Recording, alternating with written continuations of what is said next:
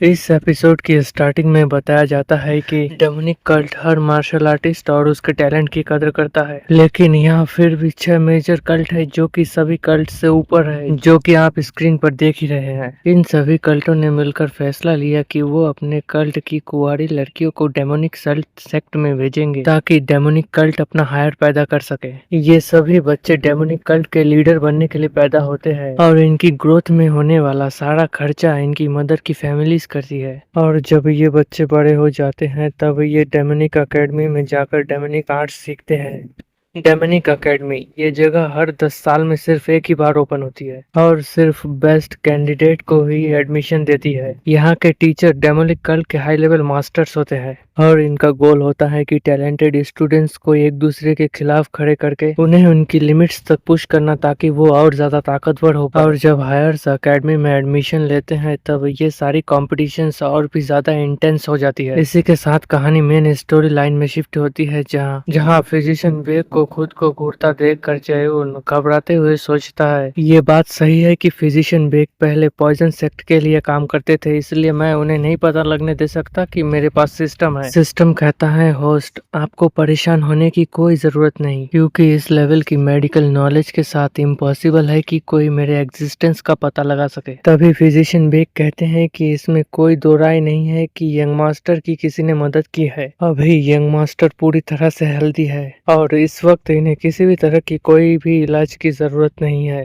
फिर भी मैं इन्हें कुछ हर्बल मेडिसिन दूंगा ताकि इन्हें आगे चलकर कोई प्रॉब्लम ना हो। ये कहकर फिजिशियन यहाँ से जाने लगते हैं, जो देखकर बॉडीगार्ड कहता है, फिजिशियन क्या आप जा रहे हैं? मैं आपको बाहर तक छोड़ दूं? फिजिशियन कहते हैं, नहीं इसकी कोई जरूरत नहीं, तुम यहाँ यंग मास्टर के साथ ही रहो। वो कमरे से बाहर निकलते हुए सोचते हैं, ये बात पूरी तरह से इम्पॉसिबल लगती है कि कोई अचानक से इतना ज्यादा बदल जाए। मुझे आज भी याद है कि वो अपनी उम्र के लोगों से कितना ज्यादा कमजोर और छोटा था। ये बात पूरी तरह से तय थी कि उसे आखिर में मार ही दिया जाएगा क्योंकि वो मार्शल आर्ट नहीं सीख सकता। लेकिन अब इनकी बॉडी भी दूसरे 6 मेजर सेक्ट के यंग मास्टर्स जितनी ही हेल्दी है। भले ही यंग मास्टर चेयुन एक सर्वेंट लड़की के बेटे हैं, लेकिन फिर भी उनकी बॉडी में मौजूद हिज हाइनेस का ब्लड बहुत ही ज्यादा स्ट्रांग है। पेट्रियाच ने पहले इस यंग मास्टर पर कभी भी कोई इंटरेस्ट नहीं दिखाया था। क्या उन्होंने अपना मन बदल लिया? लगता है इस साल की एकेडमी एडमिशन बहुत ही ज्यादा इंटरेस्टिंग होगी। ये कहते हुए फिजिशियन फाइनली यहाँ से चला जाता है। सीन शिफ्ट होता है। एमसी राहत की सांस लेता है कि फिजिशियन को कुछ भी पता नहीं चला। एमसी मन ही मन सोचता है कि गार्ड जोंग का बहुत ही ज्यादा शुक्रिया, उन्हीं की वजह से आज मैं जिंदा हूँ। मेरा मतलब है कि भले ही मुझे सिस्टम ने बचाया, पर अगर गार्ड जोंग ने मुझे ढूंढा नहीं होता तो पता नहीं मेरे साथ क्या होता। यही सब सोचते सोचते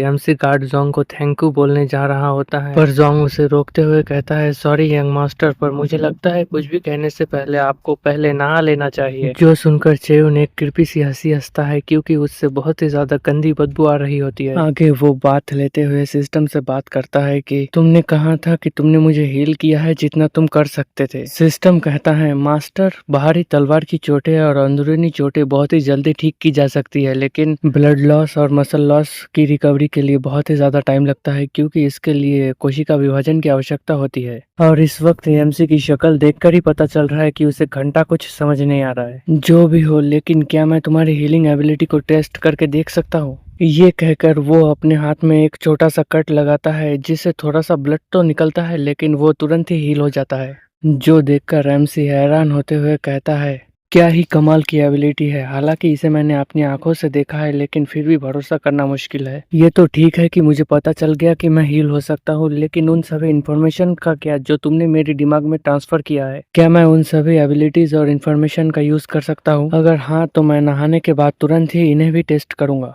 ये कहते हुए जेउन टब से बाहर निकल आता है, जहाँ वो अपनी ही बॉडी को देखकर हैरान हो जाता है क्योंकि बिना मेहनत किए ही लौंडे की बॉडी जो बन गई है। वो कहता है, सिस्टम भरोसा करना मुश्किल है पर मेरी मसल्स इतनी ज्यादा बढ़ गई है, देखकर लगता है कि मैं सालों से ट्रेनिंग कर रहा हूँ। क्या ये भी तुम्ही ने किया है? सिस्टम कहता है, यस मास्टर, मैंने आपकी बॉडी को दोबारा रिकंस्ट्रक्ट किया है। तभी एक ओल्ड सर्वेंट चेयुन के कपड़े लेकर आती है। चेयुन कपड़े पहनते हुए कहता है, सिस्टम तुम दोबारा ऐसे अजीब सी शब्दों का इस्तेमाल कर रहे हो जो मुझे बिल्कुल समझ नहीं आ रहा है। सिस्टम कहता है, कुछ भी नहीं से कुछ बनाना बहुत ही ज्यादा मुश्किल होता है, लेकिन मौजूदा ब्लड वेसल्स, डेंटियंस और मसल्स को रिपेयर करना उतना भी ज्यादा मुश्किल नहीं होता है। जो सुनकर चेयुन कहता है कि तुम्हारी बातें सुनकर लग रहा है कि मैंने आज तक जो कुछ भी पढ़ाई की है वो सब कुछ बकवास है। आगे वो लाइब्रेरी में जाकर सिस्टम से पूछता है, देखो सिस्टम, क्या तुम्हें बुरा तो नहीं लगता ना कि मैं तुम्हें सिस्टम कहता हूँ? चलो छोड़ो इसे, अब मैं लाइब्रेरी में हूँ, अब मुझे बताओ कि मुझे क्या करना चाहिए। तो सिस्टम कहता है, होस्ट, अपनी आंखों के सामने एक किताब को पकड़िए और एक एक करके उसके पन्ने पलटते जाइए। जो सुनकर चेयुन भी बिल्कुल ऐसा ही करने लगता है। वो किताबों को देखते हुए कहता है, लगता है यहाँ मेरी लाइब्रेरी में बस एक ही मार्शल आर्ट टेक्निक की किताब है। इस टेक्निक का नाम है 3 पावर टेक्निक, जिसमें माइंड एंड बॉडी के जरिए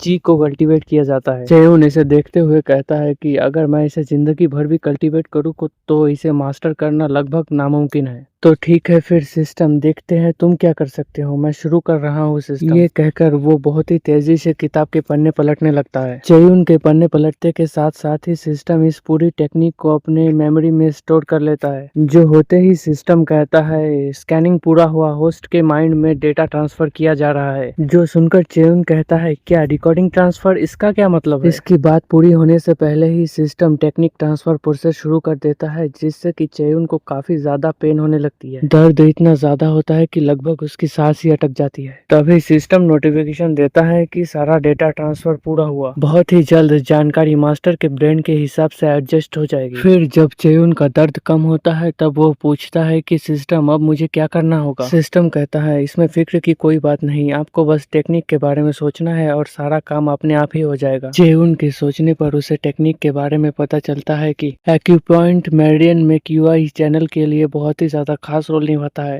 एक्यूपॉइंट्स में भी 2 खास एक्यूपॉइंट्स होते हैं, क्रिटिकल एक्यूपॉइंट्स और रिजर्वर एक्यूपॉइंट्स। क्रिटिकल एक्यूपॉइंट को पैरालिसिस एक्यूपॉइंट भी कहा जाता है, क्योंकि इस पॉइंट पर अटैक करके ओपोनेंट को पैरालाइज भी किया जा सकता है। इस टेक्निक को रियलाइज करने पर चेयुन बहुत ही ज्यादा हैरान हो जाता है कि बिना किसी प्रैक्टिस के ये टेक्निक उसे याद ही नहीं बल्कि समझ भी आ गई। सिस्टम कहता है, इस टेक्निक में जितनी भी गलतियां थी आपके ब्रेन में ट्रांसफर करने से पहले मैंने उन सभी को ठीक कर दिया है। जो सुनकर चेयुन कहता है, बहुत ही ज्यादा बढ़िया, इस एबिलिटी के साथ मैं तो बहुत ही ज्यादा तेजी से मार्शल आर्ट सीख सकता हूँ, हर किसी से तेज जिन्हें मैं जानता हूँ। वो बहुत ही ज्यादा एक्साइटेड होते हुए कहता है, अदर 6 यंग मास्टर्स ने बचपन से ही मार्शल आर्ट की प्रैक्टिस की है और सिर्फ उन्हीं की वजह से मैं आज सिर्फ 3 पावर ब्रीदिंग टेक्निक सीख पाया। वो आगे सोचता है, मैंने सुना है कि डेमोनिक आर्ट्स अकेडमी में सिर्फ डेमोनिक मार्शल आर्ट्स की किताबें ही नहीं, वहाँ पर तो राइटियर्स और इविल फैक्शंस की चुराई हुई किताबें भी है। अब मेरा गोल बस एक ही है, मैं इस एबिलिटी का इस्तेमाल करके एकेडमी में मौजूद सभी से ज्यादा ताकतवर बनूंगा। सीन साउथ ईस्ट में डेमोनिक कल्ट सिटी विला में स्टेल्थ कल्ट सक्सेसर की तरफ शिफ्ट होता है। मैंने टीम से कहा था कि बस एक परेशान करने वाले कचरे को रास्ते से हटा दे। फिर जब मैंने पता लगाया तो पता चला कि वो टीम ही खत्म हो गई और तुम चाहते हो कि मैं तुम्हारी इन बकवास बातों पर भरोसा करूं?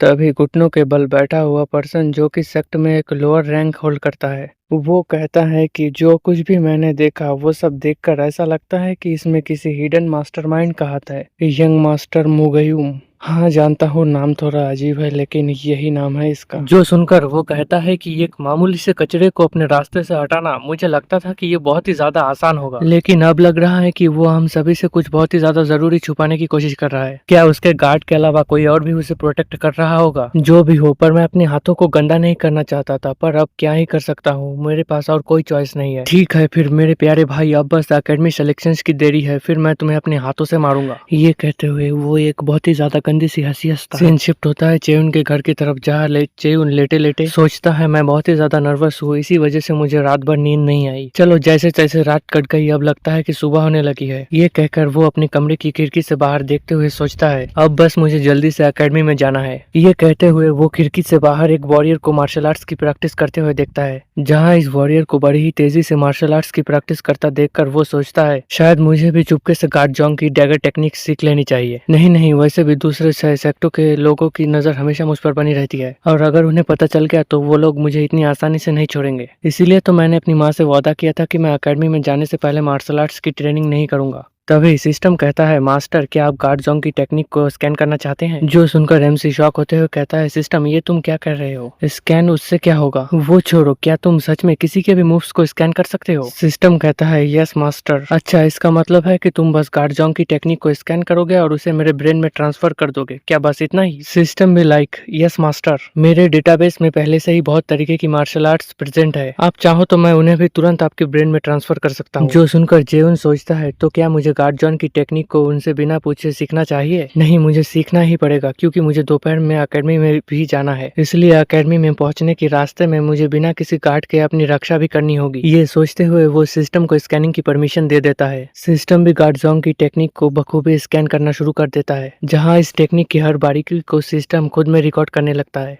इसी तरह से रिकॉर्ड करते हुए सिस्टम कहता है, टेक्निक स्कैनिंग टाइम 1 घंटा है, और फिर कुछ देर बाद सिस्टम नोटिफिकेशन देता है कि स्कैनिंग पूरा हुआ और अब टेक्निक को होस्ट के ब्रेन में ट्रांसफर किया जा रहा है, जिस वजह से चेयुन को अपने सर में अच्छा खासा पेन महसूस होता है। ट्रांसफर पूरा होते ही चेयुन कहता है, चलो अच्छा है, इस बार पेन थोड़ा कम हुआ। आगे वो इस टेक्निक को देखकर कहता है, इनक्रेडिबल, मुझे इस बात पर भरोसा नहीं हो रहा। वो सच में बहुत ही ज्यादा एक्साइटेड है। फिर वो भागकर एक डैगर ग्रैब कर लेता है। वो डैगर को बाहर निकालते हुए कहता है, मैं महसूस कर पा रहा हूँ कि मुझे गार्ड जोंग की डैगर टेक्निक बड़ी ही अच्छे से आती है। आगे वो खिड़की से बाहर देखते हुए कहता है कि मैं नहीं चाहता कि जोंग मुझे ये करते हुए देखे। ये कहकर वो इसे बंद कर देता है। फिर वो एक लंबी सी सांस छोड़ते हुए टेक्निक परफॉर्म करने का स्टांस ले लेता है, अपनी आंख खोलता है और बड़ी ही तेजी से टेक्निक को परफॉर्म करने लगता है। वो टेक्निक परफॉर्म करते हुए मन ही मन सोचता है कि मैंने एक ऐसी टेक्निक में मास्टरी कर ली जिसका प्रैक्टिस गार्ड जोंग 20 सालों से कर रहे हैं। किसी भी टेक्निक के स्टांस में मास्टरी हासिल करने के लिए हमें जाओशी का उपयोग करना पड़ता है, लेकिन सिस्टम की मदद के साथ मैंने उसे पूरी तरह से स्किप कर दिया है। तभी सिस्टम डिंग करके नोटिफिकेशन देता है, मैंने इस टेक्निक को परफॉर्म करने में लगने वाली मसल्स और डेंटियंस की जानकारी जमा कर ली है। होस्ट, क्या आप चाहते हैं कि मैं इस इंफॉर्मेशन को आपके ब्रेन में ट्रांसफर करूं? जो सुनकर एमसी कहता है, क्या अब तुम मेरे मसल्स में भी इंफॉर्मेशन ट्रांसफर कर सकते हो? सिस्टम कहता है, होस्ट, अगर आप मसल डेवलपमेंट इंफॉर्मेशन को अपने मसल्स में ट्रांसफर नहीं करेंगे तो। उसके इतना कहते ही जेउन कांपते हुए नीचे गिर जाता है। वो दर्द के मारे कराते हुए कहता है, मेरी पूरी बॉडी बहुत ही ज्यादा दर्द में है। सिस्टम, मेरे साथ क्या हो रहा है? सिस्टम कहता है, होस्ट, आपने ट्रेनिंग के साथ डेवलप होने वाले मसल्स के बिना ही एक टेक्निक को प्रैक्टिस किया है, जिस वजह से आपकी मसल्स और डेंटियंस को डैमेज पहुंचा है। जो सुनकर जेउन कहता है, मैं अपने पिछले एक्सपीरियंस से थोड़ा बहुत समझ गया हूँ कि तुम क्या कह रहे हो, लेकिन इस बार क्या तुम इसे थोड़ा कम पेनफुल नहीं बना सकते? आगे सिस्टम कहता है, मास्टर, आपने कभी भी गार्ड जियोंग की मार्शल आर्ट टेक्निक का प्रैक्टिस नहीं किया है। भले ही आपके ब्रेन को इस टेक्निक की पूरी जानकारी है, लेकिन आपकी बॉडी को बिल्कुल भी नहीं है। जब बॉडी सिमुलेशन के जरिए मूव से यूज टू हो जाती है, तब मसल डेवलपमेंट इंफॉर्मेशन मसल्स में ट्रांसफर होती है, जिससे कि आप उस टेक्निक को परफॉर्म कर पाए। जो सुनकर जेउन कहता है, तुमने जो भी कहा तुम्हारी बातें समझने में मुश्किल है, लेकिन थोड़ा बहुत समझ में आ रहा है मुझे। तुम्हारे कहने का मतलब है कि अगर मैं इस इंफॉर्मेशन को अपने मसल्स में ट्रांसफर करूँ तो मुझे फिर दोबारा कभी दर्द नहीं होगा। यस मास्टर, क्या आप चाहते हैं कि मैं ट्रांसफर प्रोसेस शुरू करूँ? प्लीज इस दौरान इस बात का अच्छे से ध्यान रखिएगा कि ये प्रोसेस पूरी तरह से 2 घंटे का टाइम लेगा। एमसी कहता है, ठीक है, एकेडमी में जाने से पहले अभी भी काफी टाइम है, शुरू करो। सिस्टम कहता है, मास्टर, इस प्रोसेस में काफी ज्यादा पेन होगी, इसलिए मैं आपको फोर्सफुली स्लीपिंग मोड में डाल रहा हूँ,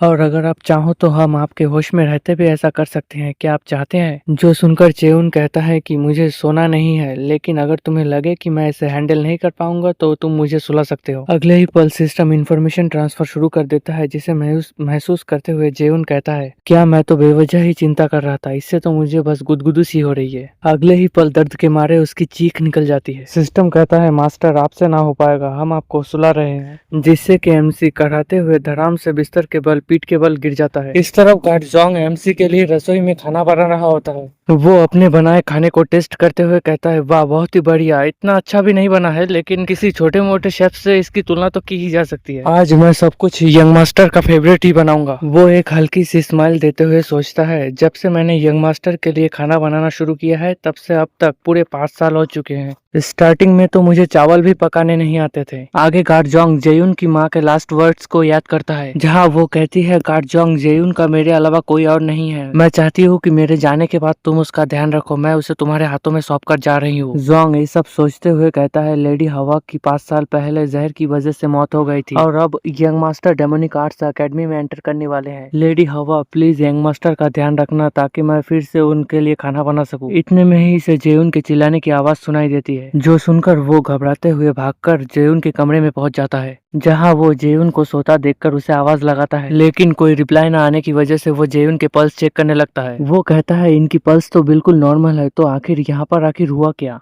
तभी इसकी नजर फ्लोर पर बने पैरों के निशानों पर जाती है, और क्योंकि जेउन गार्जियन की ही टेक्निक को प्रैक्टिस कर रहा था, इसीलिए उसे समझने में टाइम नहीं लगता कि यहाँ पर आखिर हुआ क्या। वो हैरान होते हुए कहता है, क्या यंग मास्टर ने मुझे इस टेक्निक की प्रैक्टिस करते देखकर ही इसे सीख लिया। यकीन करना मुश्किल है कि मुझे पूरे 20 साल लग गए इसे मास्टर करने में, और उन्होंने बस इसे 2 सालों में ही सीख लिया, वो भी मुझे प्रैक्टिस करता देखकर। अगर वीडियो पसंद आई तो चैनल को सब्सक्राइब कीजिए ताकि मुझे मोटिवेशन मिल पाए।